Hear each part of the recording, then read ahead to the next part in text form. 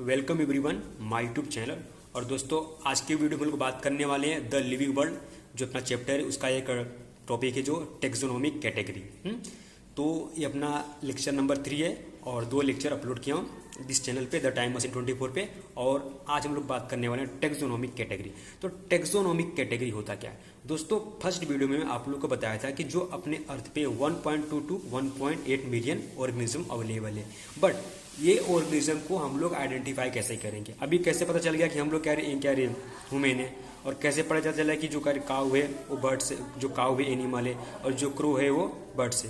But इसी को study करने के लिए हम लोग क्या करते हैं, टेक्सोनोमिक कैटेगरी की मदद लेनी पड़ती है कोई भी ऑर्गेनिज्म को क्लासीफाई करने के लिए। तो जो कैटेगरी है तो कैटेगरी कितनी है? 7 कैटेगरी है कोई भी ऑर्गेनिज्म को क्लासीफाई करने के लिए। तो 7 कैटेगरी कौन कौन सी है? फर्स्ट कैटेगरी है kingdom, second phylum, third class, order, family, genus, species. ये पूरे मतलब ये सबको जो पूरे कैटेगरी है, पूरे कैटेगरी को हम लोग क्या बोलते हैं? टेक्सा बोलते हैं। लेकिन इच टेक्सा मतलब एक कैटेगरी को क्या बोलेंगे? टेक्सोन। मतलब किंगडम भी टेक्सोन है, फाइलम भी टेक्सोन है, डिवीजन टेक्सोन है। फाइलम हम लोग क्या बोलते हैं कि एनिमल के केस में लिखते हैं, और डिवीजन प्लांट के केस में हम लोग लिखते हैं। और क्लास भी टेक्सोन है, ये पूरे ऑर्डर, फैमिली, जीनस सब टेक्सोन है। तो अब क्या करना है हम लोग को? जो पर्टिकुलर साइंटिस्ट है 1.2 to 1.8 मिलियन को जब क्लासीफाई किया, इसी की मदद से क्या किया उन्होंने? क्लासीफाई किया। किसके? टेक्सोनोमिक कैटेगरी के हेल्प से उन्होंने क्लासीफाई किया। तो जब ऑर्गेनिज्म को क्लासीफाई किया तो ऑर्गेनिज्म को क्लासीफाई करते वक्त किसको हर्बी वायरस में रखा, किसको कर्नी वायरस में रखा, किसमें मेमोरी ग्लैंड, किसमें मेमोरी ग्लैंड मिलते, किसमें मेमोरी ग्लैंड नहीं मिलते। अभी मान लो जो हम लोग तो किंगडम एनिमल में आ जाते हैं, तो अपने को अलग क्लासीफाई किया। अभी जो बर्ड्स है, बर्ड्स को अलग क्लासीफाई कर देंगे, जो बैक्टीरिया है उसको अलग कर देंगे, क्योंकि पूरे ऑर्गेनिज्म है। अब मान लो कि जब ये टेक्सोनोमिक कैटेगरी को जब क्लासीफाई करना है तो एक अपने को अरेंजमेंट देना पड़ेगा कि सबको मतलब पूरे वर्ल्ड में हेल्पफुल हो, कि कोई भी इसको आइडेंटिफाई इजीली कर ले, क्योंकि ये पूरा यूनिवर्सल एक्सेप्टेड होना चाहिए। तो उसके लिए क्या करना पड़ता है? टेक्सोनोमिक हायरार्की स्टडी करना है, मतलब टेक्सोनोमिक हायरार्की की हेल्प लेनी पड़ती है। इससे क्या होता है, कोई भी ऑर्गेनिज्म को हम लोग एक अरेंजमेंट में लेबल और कर सकते हैं। इसका मतलब क्या होता है कि पर्टिकुलर ऑर्गेनिज्म को हम लोग रैंक में रख सकते हैं। तो इसमें क्या देखना पड़ता है? पहली बार उसकी स्पीसीज क्या है, मतलब सिमिलरिटी क्या है, जीनस क्या है, फैमिली क्या है, तो सबको इंक्लूड करके पर्टिकुलर टेक्सोनोमिक कैटेगरी में रखते हैं। तो दोस्तों आपको टेक्सा बताया मैंने, टेक्सोन बताया, और टेक्सोनोमिक कैटेगरी की स्टडी करनी, क्यों क्लासीफाई करना है। और टेक्सोनोमिक कैटेगरी कौन सा है? 7 कैटेगरी की है। अब इस कैटेगरी में सबसे बड़ा, 7 कैटेगरी में सबसे बड़ा कौन है और सबसे छोटा कौन है, ये भी हम स्टडी करेंगे। तो टेक्सोनोमिक हायरार्की अपने को हेल्पफुल क्या करता है कि कोई भी ऑर्गेनिज्म है उसको अच्छे से अरेंजमेंट करना। क्या? अरेंजमेंट करने का रखना। ये नहीं कि मतलब उसको आगे कर दे, इसको पीछे कर दे, ऐसा नहीं। ऐसा नहीं कि मतलब कि हर्बी वायरस और कर्नी वायरस को सेम रख दिया, ऐसा नहीं। सबको सेपरेट करना पड़ता है, एक पर्टिकुलर कैटेगरी में सबको सेपरेट करना पड़ता है।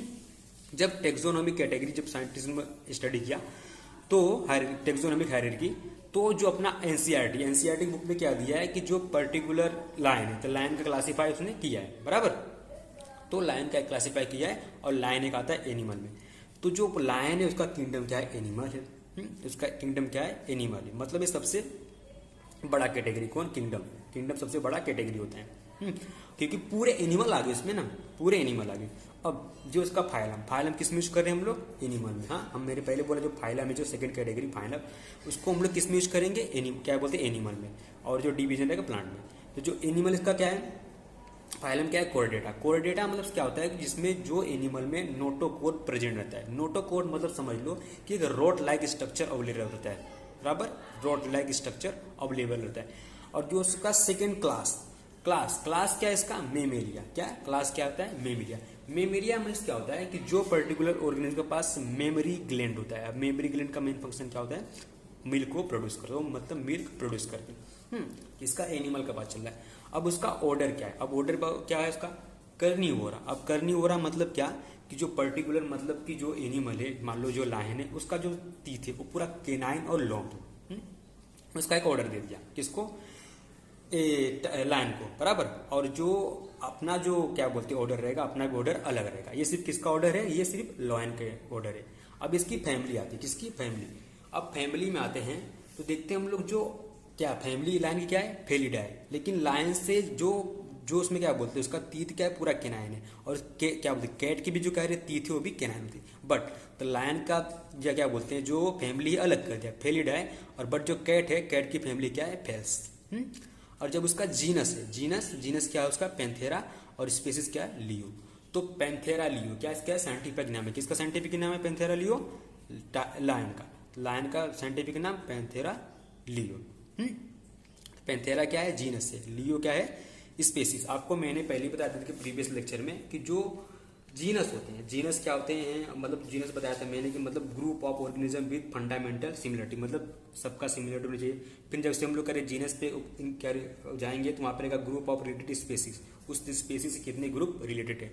अब पैंथेरा लियो मैंने अंडरलाइन क्यों किया है, जो पर्टिकुलर साइंटिस्ट ने जो स्टडी किया था, तो जो जीनस था, जीनस को अंडरलाइन करने का, और जो स्पेसीज है, 20 स्पेसीज को भी क्या अंडरलाइन करने का।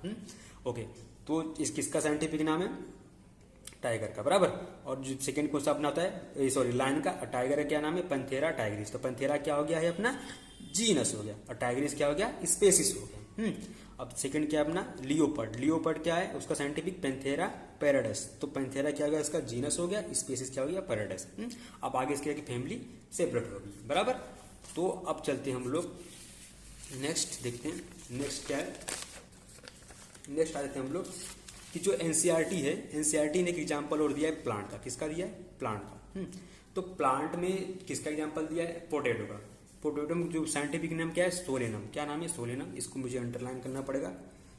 और जो जीनस का स्टार्टिंग लेटर होता है वो कैपिटल रहता है, और जो स्पेसीज रहता है उसका स्मॉल लेटर शुरू होता है, बराबर। तो इसको अंडरलाइन करना पड़ेगा, सोलेनम ट्यूबेरिजम। सोलेनम ट्यूबेरिजम साइंटिफिक नेम है किसका, पोटैटो का।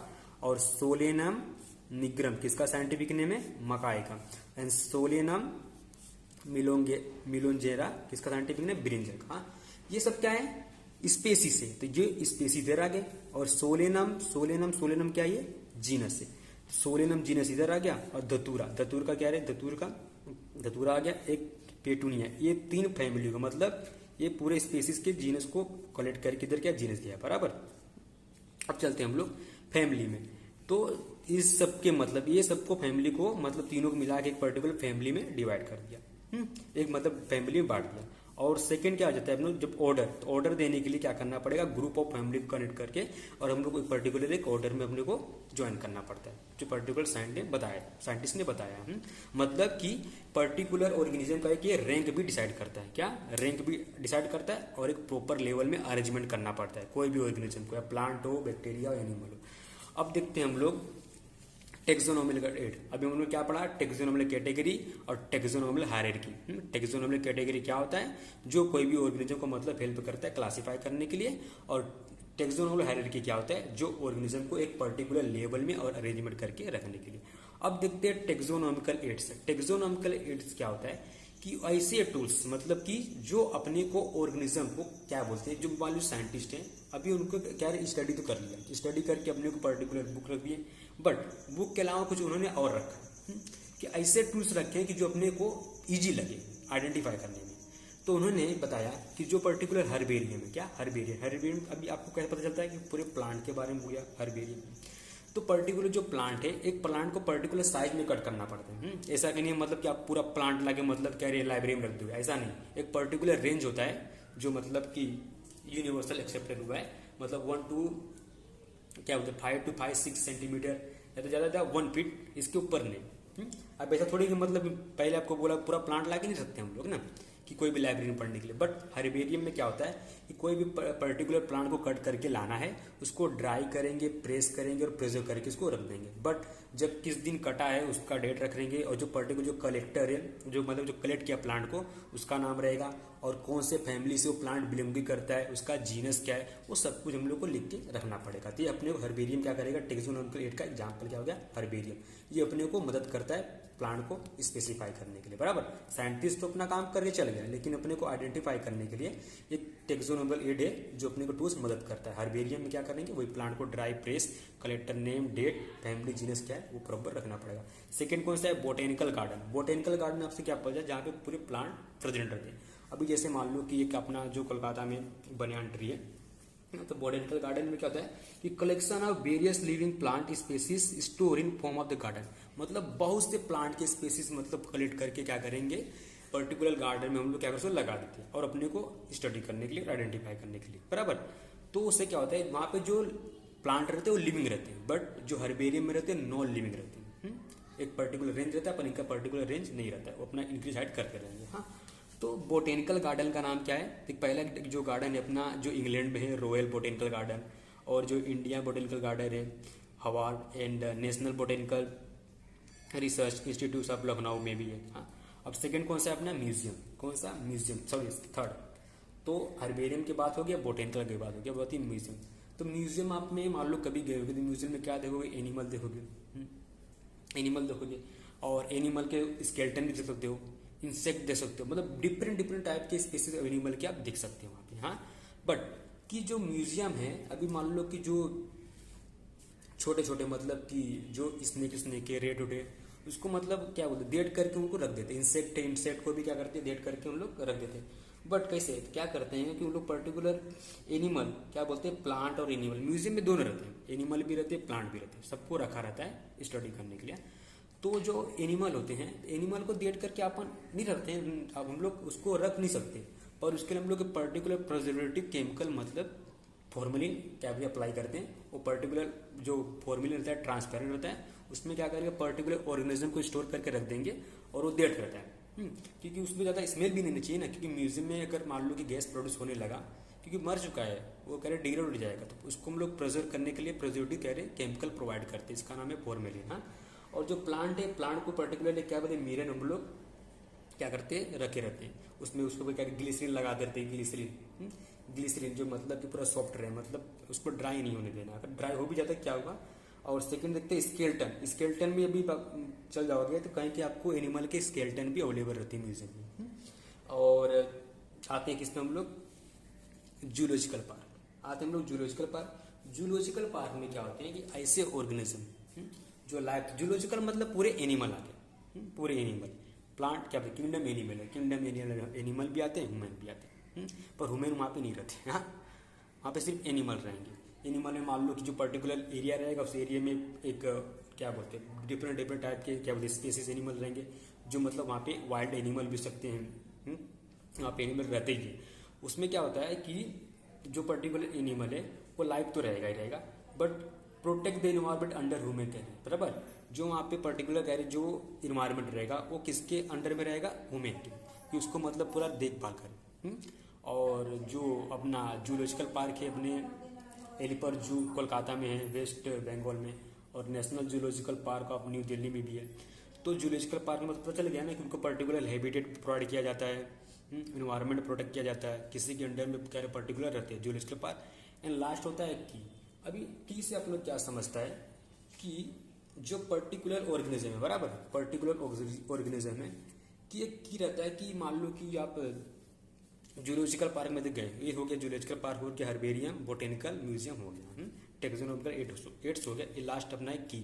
तो की में क्या रहता है कि पर्टिकुलर मान लो कि जो पर्टिकुलर फीस है वो फीस मान लो अपने क्या बुक में दिया है, बराबर।